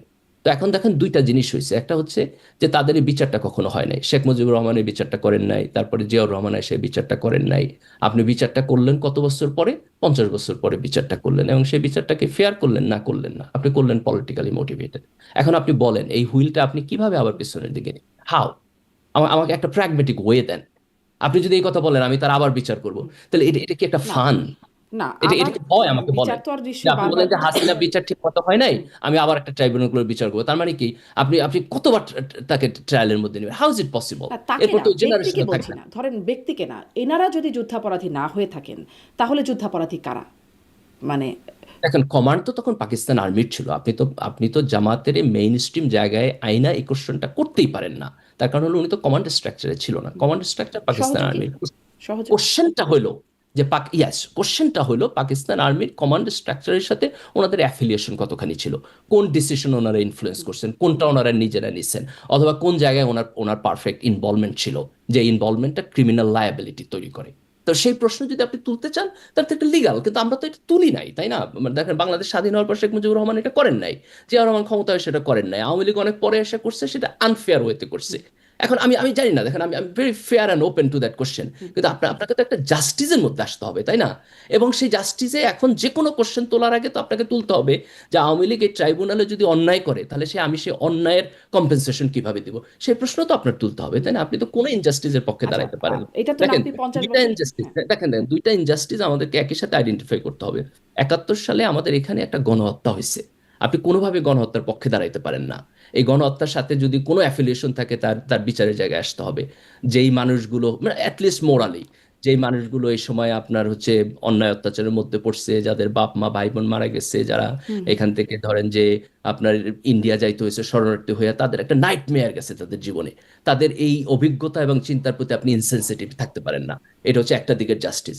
আবার আরেকটা দিক হলো, আপনি 71-কে সামনে রেখা জামাতকে কন্টিনিউয়াসলি জেনারেশন আফটার জেনারেশন আপনি ভিকটিম করে যাবেন, তার ন্যায় বিচারের প্রশ্ন দেখবেন না, তারে দেখলে আপনি ধৈর্য ঝুলাই দিতে চাইবেন। তো আপনার আর পাকিস্তান আর্মির মধ্যে পার্থক্য কোথায়? Just you're the both side of the same coin, তাই না? এটা এটা তো হইতে পারে না। জি। কাজে আমাদের এখানে ন্যায় বিচারকে অ্যাড্রেস ন্যায় করতে বিচারের বিষয়ে আপনিও বলছিলেন যে যে তাদের স্টেটমেন্টটা জামাতকে ক্লিয়ার করা উচিত যে তারা কেন মুক্তিযুদ্ধের বিপরীতে ছিল, এই জায়গাটা তাদের ক্লিয়ার করা উচিত। তারা খেটে আমি করছে। আমি আমি মনে না, তারা করতেছে না। আমি তারা মনে করি এটা এটা আরো স্ট্রেট ফরওয়ার্ডলি ক্লিয়ার করা উচিত, এবং এখানে জামাতের একটা কেন ঐতিহাসিক করছে না, দায়বদ্ধতা। এটা কি বোঝেন আসলে কেন করছে না? কারণ আমাদের মনে আছে যখন যুদ্ধাপরাধের বিচার চলছিল তখন ব্যারিস্টার রাজ্জাক, জামাতের প্রভাবশালী তিনি তিনি এটার জন্য তিনি জামাত থেকে বহিষ্কৃতও হয়েছেন, পদত্যাগ করে চলে গিয়েছিলেন ওই সময়। তিনি তার দাবিও ছিল যে জামাত ক্ষমা চাক। মানে কেন চায় না? মানে এখনো যখন জামাতে আমির বলেন 47 থেকে 2025-এর এই সময় পর্যন্ত যদি কারো মনে কষ্ট দিয়ে থাকে তাহলে তার জন্য আমরা নিঃশর্ত ক্ষমা চাই। কেন চায় না এটা কি বুঝতে পারেন? আমার একটা সোশিওলজি পার্সপেক্টিভ থেকে ব্যাখ্যা আছে। এই ব্যাখ্যাটা হলো যে জামাতকে অলওয়েজ 71 নিয়ে সিস্টেম্যাটিকলি ভিক্টিমাইজ করা হয়। তো এই ভিকটিম হইতে হইতে জামাতের মধ্যে 71-এর ব্যাপারে একটা ডিফারেন্ট মাইন্ডসেট গ্রো করছে, যে তারা 71 নিয়ে কথা বলতে আসলেই মনে করে যে এটা মূলত তাদেরকে মার্জিনালাইজ করার জন্য কথা বলা। এই কারণে 71-কে ওপেন হার্টে অ্যাড্রেস করার মতো একটা সাইকোলজি তাদের মধ্যে ওইটা বড় হয়ে ওঠে, না মাইনরিটির মধ্যে হয়। তো এখানে আমি মনে করি যে আমাদের একটা বড় দায়িত্ব আছে। সে দায়িত্বটা হলো যে 71 নিয়ে আমরা যে প্রশ্নটা জামাতকে করব, সেই প্রশ্নটা জামাতকে মার্জিনালাইজ করার জন্য করা উচিত না, পলিটিক্যালি তাকে ভিকটিম বানানোর জন্য করা উচিত না। আমাদের করা উচিত এই রিকনসিলিয়েশনের জায়গা থেকে, যে জামাত যদি একটা প্রমিনেন্ট পলিটিক্যাল পার্টি হয়ে ওঠে আমাদের দেশে, এবং 71-এর সাথে তার যদি এই রিকনসিলিয়েশনটা না হয়, তাহলে এটা আমাদের ন্যাশনাল ইউনিটির জন্য একটা থ্রেট, এবং এইটা আমাদের সমাজের মধ্যে একটা টেনশন এবং কনফ্লিক্ট তৈরি করবে। এই জায়গা থেকে ওপেন হার্ট হয়ে আমরা যদি জামাতকে একটা গণতান্ত্রিক স্পেস দেই, এবং সেই গণতান্ত্রিক স্পেসের মধ্যে আলাপ আলোচনাটা আগায়, তাহলে আমার কাছে মনে হয় যে এটা জামাত এখনকার একসময়। চেয়ে বেশি গণতান্ত্রিক স্পেস জামাতের জন্য কখন আর হবে, না, কিভাবে ইউ হবে? Have to give time. এটা কয়দিন হয়েছে আপনার? আপনি তো হাসিনা, শেখ হাসিনার গভর্নমেন্টের পড়ার পরে আপনার কত 1.5 বছর মতো হয়েছে, তাই না? তো আপনি 54 বছরে একটা ভিক্টিমহুড 1.5 বছরে আপনার কাউন্টার হয়ে যাবে, কোনো সোশ্যোলজিস্টারই তো এইভাবে বলে না, তাই না? এইভাবে চেঞ্জ হয় না। So you need to give time. না, এই এটি তো টাইমটা আসলে ব্যক্তি না, কতখানি এটি একটা সময় দল। হইলে, এটি তো ব্যক্তি না না যে না না আমার ট্রমা কাজ শোনেন, করছে। দল ইজ আ সামেশন অফ ব্যক্তি, অনেক অনেক ব্যক্তির সামেশন। কাজে এই টোটাল একটা জেনারেশনাল ট্রমা আছে ওইখানে আর কি। দেখেন, এটা আপনি যদি শিবির জামাতের ঘরানার মধ্যে বড় না হন, তাহলে এটা আপনি বুঝবেন না। আমি তো ছাত্র শিবির করে বড় হয়েছি, আমার নিজেরও ট্রমা আছে, তাই না? আমি আমি সেকুলার সোসাইটিকে কখনো দেখি নাই যে আমার শিবির আইডেন্টিটিকে তারা রেসপেক্ট করে।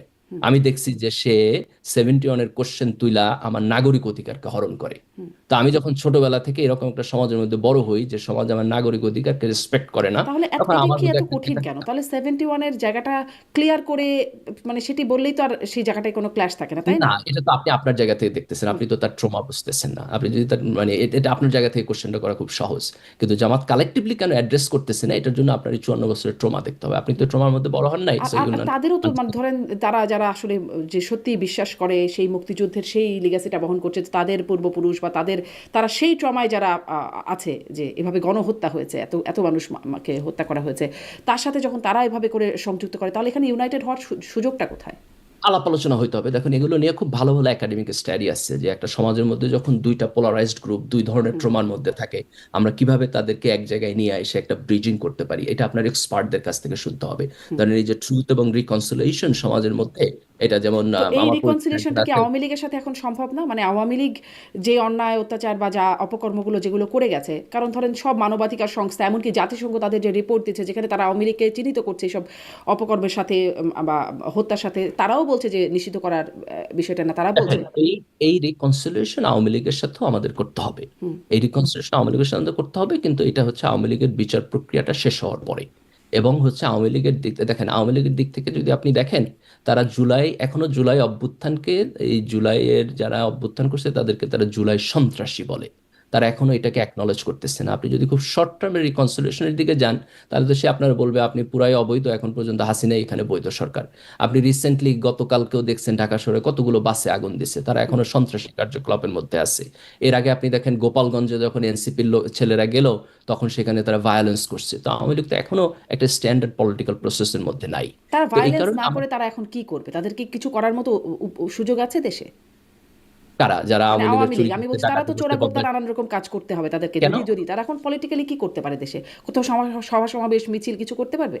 আওয়ামী লীগের শাস্তি এবং প্রায়শ্চিত্তের জন্য ওয়েট করবে, তাদের শাস্তি এবং প্রায়শ্চিত্ত ওয়েট করার পর রাজনীতিতে আসবে। এরকম আপনি করে এত কি আপনি 15 বছরের একটা ফ্যাসিস্ট গভর্নমেন্টের মধ্যে ছিলেন, সবাইকে অপ্রেস করছেন, জামাতই আপনি কোনো স্বীকার করে না ক্রাইম তার না তার করে। তার অপরাধের ব্যাপারটা, তারাই স্বীকার করতে পারে না, ট্রমার মধ্যে দিয়ে যাচ্ছে। আওয়ামী লীগ এভাবে স্বীকার কি না, করে করবে? দুইটার মধ্যে খুব ফান্ডামেন্টাল পার্থক্য আছে। একটা ফান্ডামেন্টাল পার্থক্য হচ্ছে জামাতের ব্যাপারে অভিযোগটা 54 বছর আগের। আপনি যদি 54 1972 সালে এই বছরে তারা প্রশ্নটা স্বীকার করতে পারে না, আওয়ামী লীগ না, দেখেন, এক কয়েক আপ- মাসে স্বীকার আপ- করবে? আপনি যদি 1972 সালে এই প্রশ্নটা তুলতেন, আপনার মুক্তিযুদ্ধের পরে জামাতকে নিষিদ্ধ করে দিচ্ছে না তখনকার সরকার? তখন কি টকশোতে এসে আলাপ আলোচনা করছে নিষিদ্ধ করা উচিত কি উচিত না? এই আলোচনা তো করেন, ওটা তো এক্সিকিউটিভ টকশোই ডিসিশন ছিল। আপনার নিষিদ্ধ করে দিচ্ছে, ঠিক আছে? এক্সিকিউটিভ ডিসিশন নিষিদ্ধ করে দিচ্ছে না, তো নিষিদ্ধ করে দিচ্ছে, দেখেন সব জিনিসের একটা ইম্প্যাক্ট আছে। তা আওয়ামী লীগের আমরা এখন নিষিদ্ধ করে দিচ্ছি, দ্যাটস ফাইন, এটা এটা তার পানিশমেন্ট, ডিউ প্রসেস। এখন আওয়ামী লীগ একটা বিচারের মধ্য দিয়ে যাবে, একটা বিচারের মধ্য দিয়ে যাওয়ার পরে একটা সার্টেন টাইমের পরে আপনার তার সাথে আপনার এই এই রিকনসিলিয়েশন আলাপ চালাপ হবে। প্রবলেমটা হবে আপনি যদি আজকে থেকে 20 বছর পরও আওয়ামী লীগের বিচার না করে আওয়ামী লীগকে একইভাবে ভিক্টিমাইজ করেন, then that will be the problem. কিন্তু আপনি যদি আওয়ামী লীগকে এখন বিচার করেন সেভাবে ফর কি দ্য হচ্ছে টাইম, না? আওয়ামী লীগের ভিক্টিমাইজেশনটা সেভাবে হচ্ছে না, কারণ আওয়ামী লীগের একদম মানে এই কথাটা সেদিনও বলছিলাম যে আওয়ামী লীগের সব নেতারা হত্যা মামলায় আসামি হয়েছেন, আওয়ামীর সমর্থক যারা ছিলেন তারাও হত্যা মামলায় আসামি হয়ে তাদেরও জামিন হচ্ছে না। সেদিন দেখছিলাম যে কতদিন না আইভি, সাবেক মেয়র আইভি, তিনি জামিন পেয়েছেন, কেন জামিন পেলেন সেজন্য মানে প্রশ্ন তুলছেন। মানে তারা কি ভিক্টিমাইজ হচ্ছে না? কম তুলনা যতটুকু হওয়ার কথা তার চেয়ে তো অনেক কম হইতেছে। আপনি আওয়ামী লীগের 15 বছরের আকাম কুকামের সাথে যদি তুলনা করেন আকাম তাহলে তো কুকাম আমি কি আর বলবো যে সবাই মানে আওয়ামী লীগের সবাই না, না, সবাই করে, সব যারাও করছে তারাও তো সবাই পানিশমেন্টের শিকার হয় নাই। এখন আপনি যদি ধরেন একেবারে ধরে ধরে আলাপ করতে চান এবং বলেন যে ইচ অ্যান্ড এভরি ওয়ান কি ন্যায় বিচার পাইতেছে, আমাদের ত্রুটিপূর্ণ সিস্টেম, তার মধ্যে দিয়ে হয়তো সবাই পাইতেছে না, কিন্তু আমি যদি ম্যাক্রো লেভেলে কোয়ালিটেটিভ লেভেলে দেখি, তাহলে আমি বলবো যে আওয়ামী লীগের যে পরিমাণ পানিশমেন্ট পাওয়ার কথা ছিল তারা সে পরিমাণ কিন্তু আওয়ামী পানিশমেন্ট লীগের পায় না। ভোটাররা যারা আসলে আওয়ামী লীগে ভোট দিতে চায় বা নৌকা মার্কায় ভোট দিতে চায়, তাদের একটা মানে আমাদের দেশে তো একটা মার্কার সাথে একটা ভোটের একটা সম্পৃক্ততা আছে শুরু থেকেই, তাদের সাথে জাস্টিস হচ্ছে? শোনেন, জাস্টিস হলো কি? জাস্টিস হলো অপরাধের সমান পরিমাণ শাস্তি। আপনি যদি অপরাধের চাইতে বেশি শাস্তি দেন তাহলে এটা ইনজাস্টিস, যদি কম শাস্তি দেন তাহলে এটা ইনজাস্টিস। তো আমার কাছে এখানে জাস্টিসের ডেফিনেশন খুব সিম্পল। আওয়ামী লীগ 3টা নির্বাচন চুরি আওয়ামী লীগের করছে, ভোটাররা যারা আওয়ামী লীগে ভোট দিচ্ছে, আওয়ামী লীগ 3টা নির্বাচন চুরি করছে, 3টা নির্বাচন বাইরে থাকবে। আওয়ামী লীগের ভোটাররা 3টা নির্বাচনে চুরির নির্বাচনে ভোট দেওয়া খুশি ছিল, আগামী 3টা নির্বাচনে দিতে পারবে না। That's my definition of justice. 3টা ইলেকশনের পরে আওয়ামী লীগ যদি ফেরত আসতে চায়, I am fine with that. কিন্তু 3টা ইলেকশনে আমি আওয়ামী লীগের ফেরত আসা জাস্টিস বলে মনে করি না। আচ্ছা আপনার এই জায়গাটি স্পষ্ট, দেখা যাক সামনে এটা। না, আমি আমি আমার আমার কথা আমি আবার বলি, জাস্টিসের ডেফিনেশন হলো আমার কাছে আপনি যতটুকু অপরাধ করছেন তার সমান পরিমাণ শাস্তি। আওয়ামী লীগ 3টা ইলেকশন চুরি করছে, 3টা ইলেকশন বাইরে জি, থাকে। কিন্তু জাস্টিসের ডেফিনেশনটা আসলে মানে কিছু আছে, আইন আছে, বিচার আছে। মানে আমাদের যার যার কাছে জাস্টিসের এক এক রকম ডেফিনেশন হতে না, পারে। হতে পারে। আমি আমি আমার ওপিনিয়ন বললাম, আপনি একদম ডিসএগ্রি খুবই করতে সুন্দর, চাইলে মানে ডিসএগ্রি করতে ওপিনিয়নটা পারেন। খুবই আমার যৌক্তিক, শুনতে খুবই যৌক্তিক লাগে ওপিনিয়নটা, জাস্টিসের সমপরিমাণ অপরাধের সমপরিমাণ বিচার। কিন্তু এবং ধরেন যে কিন্তু আওয়ামী রুল লীগের অফ ল মধ্যে বলে একটা মানে বিষয় আছে যেটা আইনের শাসন হবে, আইন বলা দেখেন, থাকবে আইন আইন সুনির্দিষ্টভাবে। কখনোই জাস্টিসের বিয়ন্ডে না। দেখেন, আইন মানুষ বানায় হলো তার জাস্টিসের সেন্সকে স্যাটিসফাই করার জন্য। তো আমাদেরকে সতর্ক থাকতে হবে যে আইনকে যেন আমরা গোষ্ঠীগত অথবা বেস্টেড ইন্টারেস্ট ব্যবহার করার জন্য ইউজ না করি, এটাকে থাকতে হবে। কিন্তু ধরেন আইনের এরকম কোনো মানে লিগাল রিডিং নাই যেটা মানুষের সেন্স অফ জাস্টিসকে ওভারকাম করে চলে যেতে পারে। ওটাই তো সেন্স অফ জাস্টিস, আপনার জন্য একরকম হতে পারে, আমার জন্য একরকম হতে পারে। আমি মনে করতে পারি আওয়ামী লীগকে নিষিদ্ধ করা ঠিক না, আপনি মনে করতে পারেন ঠিক, আমি মনে করতে পারি আরও অনেক কিছুই আমার কাছে জাস্টিস মনে হতে পারে, আপনার কাছে আমার। কিন্তু আমরা নিজেরা যার যার জায়গায় আছি, কিন্তু এই জন্য নিজেদের যার যার জায়গার মতো করে ব্যাখ্যা করার জন্য যেন না করি, এই জন্যই একটা সেট অফ মানে না, রুলস সেটা থাকে। আমাদের আলাপ আলোচনা সেটাই করতে হবে, কথাবার্তা বলতে হবে। সেটাই এবং সমাজের মধ্যে মেজরিটি মানুষের আপনার একটা কনসেনসাস বিল্ড আপ প্রক্রিয়ায় যাইতে হবে, এবং এই প্রক্রিয়াটা গণতান্ত্রিক এবং পিসফুল এবং মিউচুয়াল রেসপেক্টফুল হইতে হবে। জি, আমি আসলে এই প্রশ্নের বাইরে গিয়ে আর একটা প্রশ্ন, মানে জামাত স্বাধীনতার পরে এখন সম্ভবত সবচেয়ে শক্তিশালী অবস্থানে আছে। তারা দাবি করলো যে প্রাথমিকের সঙ্গীত শিক্ষক নিয়োগ এবং শারীরিক শিক্ষক নিয়োগের তারা বিরোধিতা করলো, এবং আমরা দেখলাম যে আসলে বিরোধিতার মুখে সরকার আসলে সেই প্রজ্ঞাপনটাই বাতিল করে দিল। আপনার কাছে আসলে এটি কেমন মনে হয়? এবং সেখানে জামাতের সেক্রেটারি জেনারেল তিনি বলছেন যে আজকের শিশুরাই আগামী দিনে আসলে প্রধান বিচারপতি, সেনাপ্রধান, প্রধানমন্ত্রী, রাষ্ট্রপতি সব হবেন। অতএব এই বেসিক পিলারটা খুবই জরুরি, তাদেরকে দিতে হবে। সেখানে আপনারা মানে আমি যদি এই জায়গাটুকু তাকে কোট করি, সেকুলারিজম, ইনক্লুসিভ, প্লুরালিজম, ট্রান্সজেন্ডার বলবেন, এই সমস্ত শব্দের মার পাচ্ছে, আপনি যৌনতা শেখাবেন, আপনার কোনো অধিকার নাই। আমি সেদিনও আসলে এই প্রশ্নটা করছিলাম, আবার রিপিট করে আপনার কাছে করি, আপনার ব্যাখ্যাটা কি? আপনার কি মনে হয় এই শব্দগুলোতে সমস্যা আছে? এগুলো শেখালে মানে এগুলো বললে যৌনতা শেখানো হচ্ছে, আর সঙ্গীত শিক্ষায় অসুবিধা কি? দেখেন এখানে এই জিনিসগুলোকে আপনাকে আরো এলাবোরেট আলাপ আলোচনা না করলে এটা কমেন্ট করা অত্যন্ত কঠিন আর কি। তার কারণ হলো যে আপনি কিভাবে শিখাইতেছেন, কি শিখাইতেছেন, কোন মুডে কোন পদ্ধতিতে শিখাইতেছেন তার উপর ডিপেন্ড করে। যেমন আপনি ধরেন যে এই এই জাতীয় যে এডুকেশনগুলো, এগুলো আপনি দেখবেন যে অনেক ইসলামিস্ট দলগুলো এটাকে ডিসএগ্রি করে। আবার আপনি ইভেন মাদ্রাসার এডুকেশন সিস্টেমে যান, সেখানেও দেখবেন যে আপনি এগুলো আছে, কারণ ইসলামের ফিকের মধ্যে এগুলো আছে, তার ফলে তারা কিন্তু এগুলো পড়ায়। তার মানে ওনারা যে এটার বিরোধী, বিষয়টা এরকম না, এটা হচ্ছে আপনি কোন জায়গা থেকে কিভাবে দিতেছেন তার উপর ডিপেন্ড করে। তো আমার পজিশন এখানে খুব সিম্পল। আমার পজিশন হলো যে আমরা একটা গণতান্ত্রিক প্রক্রিয়ায় যাইতে চাই, যেখানে আপনি এটা প্রত্যেক স্টেক হোল্ডারের সাথে আলাপ আলোচনা করবেন, আপনি চাপাই দিবেন না। যেমন ধরেন যে আপনি বাচ্চাদেরকে স্কুলে কি শিখাবেন, এখানে সবচেয়ে বড় স্টেক হোল্ডার হলো তার অভিভাবকরা, তাই না? যদি প্রাইমারি স্কুলে যান, কারণ সেখানে তো একটা বাচ্চা এখনো অ্যাডাল্টহুডে আসে নাই, তাহলে আপনার তার অভিভাবকের কনসেন্ট লাগবে এবং অভিভাবকের প্রেফারেন্স লাগবে। তো অভিভাবকের প্রেফারেন্স এবং কনসেন্ট বাদে আপনি সেখানে এমন কোনো কিছু তাদের উপর চাপায় দিবেন না। তো আমি কোনো স্ট্রেট ফরওয়ার্ড পজিশন নিব না। তার কারণ হলো, যেমন ধরেন ওয়েস্টার্ন ওয়ার্ল্ডে আমরা যেই যে জিনিসগুলোকে খুব ইজিলি অ্যাকোমোডেট করি, তার সবকিছু আমাদের ইসলামের চিন্তা এবং বিশ্বাসের সাথে যায় না। আবার একটা ইসলামিক ট্র্যাডিশনাল সমাজে যত জিনিসের ব্যাপারে আমরা নেগেটিভ থাকি, তার সবকিছু স্বয়ং ইসলামেও আপনার হারাম না বা নেগেটিভ না।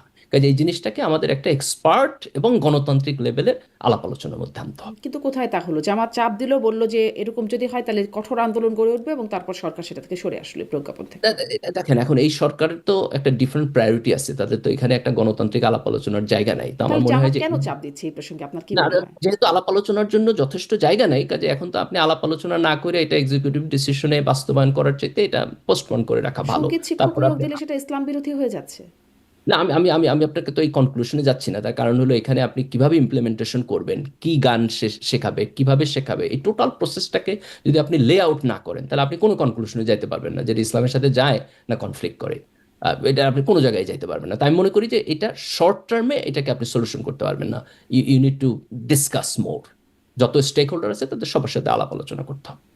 এই মানে এটার জন্য তো আসলে একটা, যারা শিক্ষা নিয়ে কাজ করেন তারা কাজ করবেন, এটা আসলে পলিটিক্যাল পার্টিরা কি স্টেক হোল্ডার কি মানে কি না, দেখেন আলোচনা করবে? পলিটিক্যাল পার্টিরা তো একটা পলিসি লেভেলের কথা, তো পলিটিক্যাল পার্টিরা তো এক্সিকিউটিভ, তার দায়িত্বটা হচ্ছে আপনার পলিসি লেভেলের। কাজেই তারা তো যেহেতু দেশ পরিচালনা করে, রাষ্ট্র পরিচালনা করে, সেখানে তার সে থাকবে।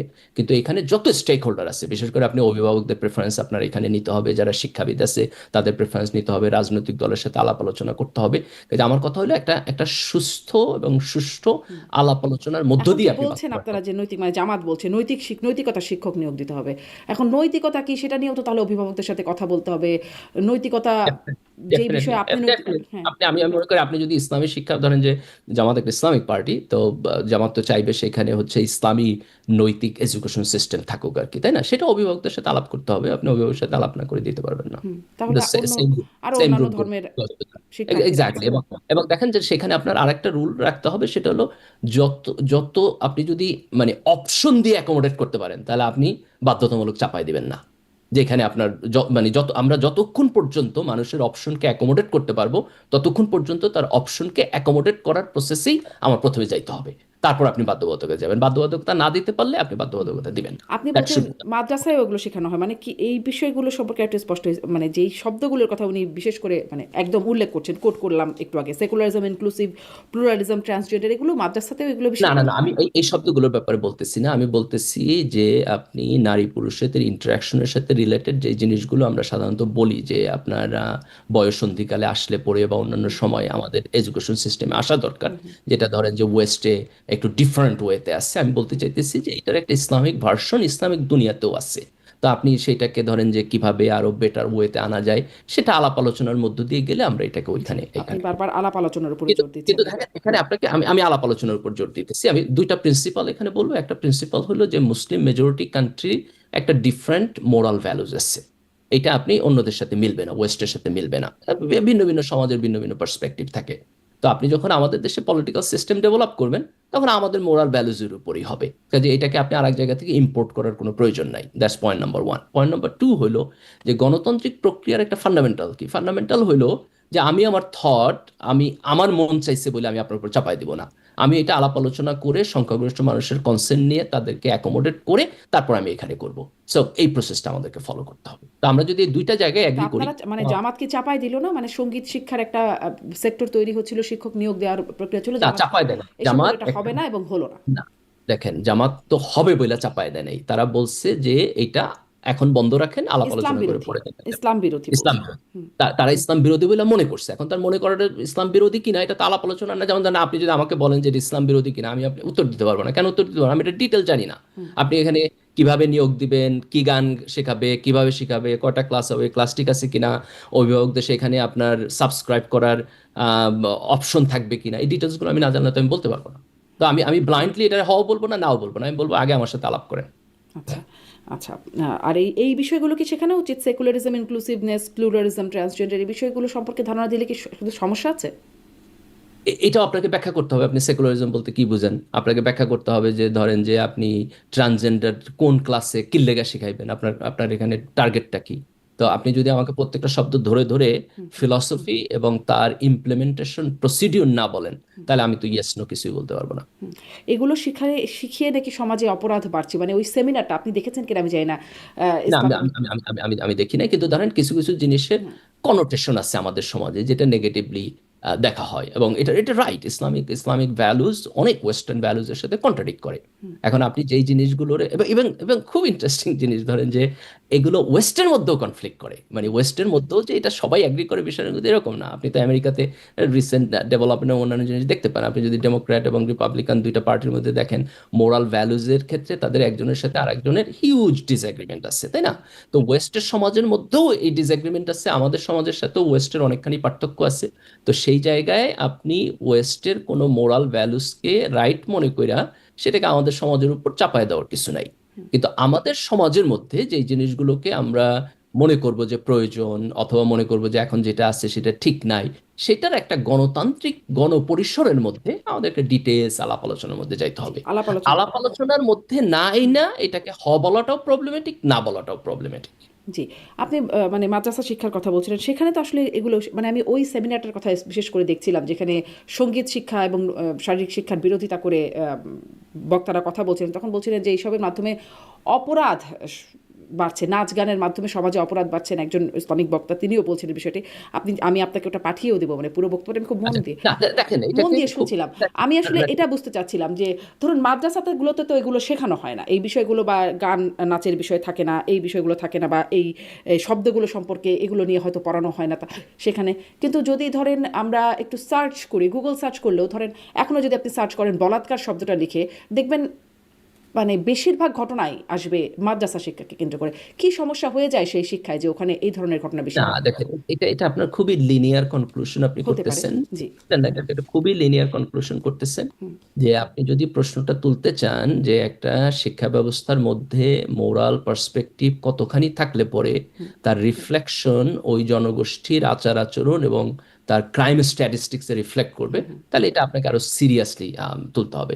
ধরেন মাদ্রাসা শিক্ষার ব্যাপারে এই এই লিনিয়ার জায়গাটা আমাদের খুব আলট্রা সেকুলার জায়গা থেকে তোলা হয়, আমি মনে করি এটা ফেয়ার না। আবার আপনি যদি বিপরীতে এটা দাবি করে কেউ যে মাদ্রাসা শিক্ষা ব্যবস্থা মানেই হলো এটার মধ্যে কোনো প্রবলেম নাই, এটাও আমি মনে করি ফেয়ার না। কিন্তু আপনি ধরেন যে মানে আমাদের লিনিয়ার ওয়েতে আঙুল তোলা বা এটা এটা না করাই ভালো আর কি। আমি মনে করি that's not the right way to see see the আমি আসলে এটা বলছিলাম যে মানে শিক্ষায় কি কোথাও কোথাও কি কোনো সমস্যা আছে কিনা, আমি এই জন্য বলছিলাম যে ধরেন আমি আমি গুগল করি, যদি আমি করছিলাম আর কি, মানে আমি দেখার চেষ্টা করছিলাম যে সমস্যাটা কোথায় থাকে বা কি হয় সেখানে। এই যে ধরেন সমকালে বলাৎকার সম্পর্কিত যাবতীয় খবর একটা একটা সেগমেন্ট করে তারা বলছে, শিশুকে বলাৎকারের অভিযোগে শিক্ষক গ্রেপ্তার। এই খবরটা যদি খুলি তাহলে সেখানে দেখা যাচ্ছে যে ওই তো হিফজ বিভাগের 8 বছর বয়সী শিশু একাধিক বলাৎকার অভিযোগ এক মাদ্রাসা শিক্ষকের। এটি ছিল প্রথম খবর। দ্বিতীয় খবর, শিশু ছাত্রকে বলাৎকার দায় মাদ্রাসা শিক্ষকের যাবজ্জীবন কারাদণ্ড। তৃতীয় খবর, 3 শিশুকে বলাৎকারের অভিযোগে মাদ্রাসা শিক্ষক গ্রেপ্তার। চতুর্থ, চাকরি দেওয়ার কথা বলে বাসায় এনে যুবককে বলাৎকার, ক্ষুব্ধ হয়ে এটি এটি অবশ্য পুরো, আমি জাস্ট হেডিংটা দেখছি, খুললে বোঝা যাবে যে এখানে কাদেরকে। হোসেন আলী নামে আর এক যুবক আছে, এটি অন্য একটি, এটি মাদ্রাসা শিক্ষকের সাথে সম্পর্কিত না। 3 ছাত্রকে বলাৎকার চেষ্টায় মাদ্রাসা শিক্ষক গ্রেপ্তার। আশকোনায় মাদ্রাসা ছাত্রকে বলাৎকার, শিক্ষককে গণধোলাই দিয়ে পুলিশে। শিশুকে বলাৎকারের দায়ে মাদ্রাসা শিক্ষকের যাবজ্জীবন কারাদণ্ড। বলাৎকারে অভিযুক্ত শিক্ষককে ছাড়িয়ে নিয়ে গেল প্রভাবশালী, সেটাও একটা মাদ্রাসা শিক্ষা। মানে আমি এটা আসলে বুঝি না, এখানেও কি কোনো রকম মানে কি হয়, সব মাদ্রাসা শিক্ষকের সাথে এটি চলে আসে কেন, বা মাদ্রাসার সাথে সম্পৃক্ত না হয়ে যাচ্ছে দেখেন কেন খবরগুলো? তার মানে আপনি এই অপরাধ সমাজে আর কোথাও হয় না বা অন্য কোথাও হয় না, এটা যদি আপনি বলতে চান, আমি মনে করি যে এনাফ ডাটা নিঃসন্দেহে নাই, এটা একটা ভুল জায়গা হবে। হ্যাঁ, এটা একটা ভুল জায়গা হবে। আবার যদি কেউ বলতে চায় যে এই জাতীয় কোনো ঘটনাই মাদ্রাসায় ঘটে নাই, এটাও একটা একটা আপনার ডিফারেন্ট ভুল ভুল স্টেটমেন্ট হবে। নিশ্চয়ই। তো কিন্তু আমাদেরকে আসলে বেশিরভাগ ঘটনা বা যে ঘটনাগুলো আসে সবগুলো ঘটনাই কেন, বা না 90% ঘটনাই কেন মাদ্রাসার না সাথে আমার জড়িত? মতে বেশিরভাগ ঘটনাও এটা আমার স্ট্যাটিস্টিক্যালি দেখতে হবে। আপনি মানে যেভাবে খুব র্যান্ডমলি স্যাম্পলিং করলেন, সেটার মধ্যে দিয়ে এই কনক্লুশনও করা যায় কিনা এটা নিয়ে আমার আমার সন্দেহ আছে। কিন্তু আমি আপনার মেরিটের সাথে এগ্রি করি যে এই এই জাতীয় অপরাধের অভিযোগ বিভিন্ন সময় লোকজন বলা বলি করছে, আসছে, সারফেসে আসছে, সো ইট এক্সিস্ট দেয়ার। তো এটা যেহেতু সেখানে এক্সিস্ট করে, তাহলে আপনি এটা সিস্টেমের প্রবলেম না কোন জায়গা থেকে প্রবলেম হচ্ছে সেটা আপনাকে দেখতে হবে। দেখেন আমাদের কোনো প্রবলেমই মানে আন্ডার দ্য রাগ এটাকে লুকায় রাখার কোনো কিছু নাই। আবার কোনো সিস্টেমে 100% পারফেক্ট না, কাজে তার ম্যানেজমেন্ট এবং অন্যান্য জায়গা থেকে যেগুলো ত্রুটি এবং দুর্বলতা আছে সেগুলো আমাদেরকে অ্যাড্রেস করতে হবে। কিন্তু এই ত্রুটি এবং দুর্বলতাকে আইডেন্টিফাই করে আমরা যদি এই কথা বলতে চাই যে মাদ্রাসা শিক্ষা ব্যবস্থা একটা প্রবলেমেটিক শিক্ষা ব্যবস্থা, তাইলে এটা আপনার একটা খুবই প্রবলেমেটিক নিশ্চয়ই কনক্লুশন নিশ্চয়ই হবে, সেটি তাই না? কোনো কনক্লুশনে আসা এখন উচিত এখন হবে না। যেমন ধরেন যে আমি স্কুল আসলে কলেজে এটি পড়া বোঝার চেষ্টা চুরি করছিলাম, ডাকাতি, যেমন আমি ধরেন স্কুল আমি কলেজে আমি একটু পড়া প্রশ্নটা চুরি শেষ ডাকাতি। করি, যে এটি বোঝার চেষ্টা করছিলাম যে এই শব্দগুলোর মার পাচ্ছে আপনি যৌনতা শেখাবেন, আপনার কোনো অধিকার নাই বলছেন মিয়া গোলাম পরোয়ার। মানে এই শব্দগুলোর মার পাচ্ছে যেখানে নাই, সেখানে তো তাহলে এই বিষয়গুলো হবার না হওয়ার কথা দেখেন, ছিল, না না কিন্তু না না, সার্চ করলে কেন এখানে বেশি দেখা না যায়, আমি এটা বোঝার চেষ্টা দেখেন, না করছিলাম। না, এটা আপনি আপনি লিনিয়ারলি জায়গায় যাইতেছেন। দেখেন আপনি যদি এটাকে ভাঙেন, প্রশ্নটা তুলেন, সেটা হলো যে সমাজের মধ্যে আমরা একটা মোরাল অ্যাটমসফিয়ার চাই, তাই না? যে মোরাল অ্যাটমসফিয়ার হইলো যে যেইখানে আপনার অন্যায় অপরাধ এগুলো কম হবে। মোরাল অ্যাটমসফিয়ার হইলো যেখানে মানুষের ফ্যামিলি সিস্টেম প্রিজার্ভ হইব, এবং ফ্যামিলি সিস্টেমের বাইরে এক্সট্রা ম্যারিটাল রিলেশনশিপ এবং অন্যান্য জিনিস এগুলো মিনিমাইজ হবে। এটা ইসলামের ফান্ডামেন্টাল মৌলিক আপনার নৈতিক ফ্রেমওয়ার্ক। এখন এই নৈতিক ফ্রেমওয়ার্কটা যদি আমি চাই সমাজের মধ্যে থাকবে, তাহলে এই নৈতিক ফ্রেমওয়ার্কটাকে প্রমোট করার জন্য আমার এটা একটা সাপোর্ট সিস্টেম তৈরি করতে হবে। এখন নানানভাবে আপনার সেই সাপোর্ট সিস্টেমগুলো আপনি তৈরি করতে পারেন। এখন এই নৈতিকতা সমাজে প্রিভেইল করুক এটা চাওয়া, এবং তার সাপোর্ট সিস্টেমটাকে সাপোর্ট করা, এটা এটা তো ইসলামিক জায়গা থেকে ঠিকই আছে। একটা ইসলামিক পার্টি তো এটা করবেই। কেউ যদি ইসলামের মোরাল প্রিন্সিপালের সাথে ডিসএগ্রি করে, সেটাকে ডিসএগ্রি করতে পারে। কিন্তু আপনি যদি ইসলামের মোরাল প্রিন্সিপালকে সাবস্ক্রাইব করেন, তাহলে এটা এটা এটা এটা করাটাই হচ্ছে স্বাভাবিক। কোশ্চেন হবে তখন যে এই যে ইসলামের একটা মাকাসিদ, যে এই মোরাল জায়গাটা থাকুক, এটাকে প্রমোট করার জন্য আমরা যেগুলোকে সাপোর্ট করতেছি, এগুলো আদৌ এটাকে প্রমোট করে কিনা, অথবা এটা সাপোর্ট করার যে প্রক্রিয়া, এটা এটা অন্যের নাগরিক অধিকারের উপর হস্তক্ষেপ করে কিনা, তাহলে সেই জায়গাটাকে আপনাকে আলোচনা করতে হবে। কিন্তু এটাকে যদি আপনি ধরেন যে যেভাবে ধরেন খুব আলট্রা সেকুলাররা মাদ্রাসা শিক্ষা ব্যবস্থার, অথবা মানে কোট আনকোট একটু হুজুর শ্রেণী বলে তাদেরকে আন্ডারস্টিমেট করতে চায় এবং এর মধ্যে দিয়ে আঙুল তুলতে চায়, আমি মনে করি না এটা ট্রু।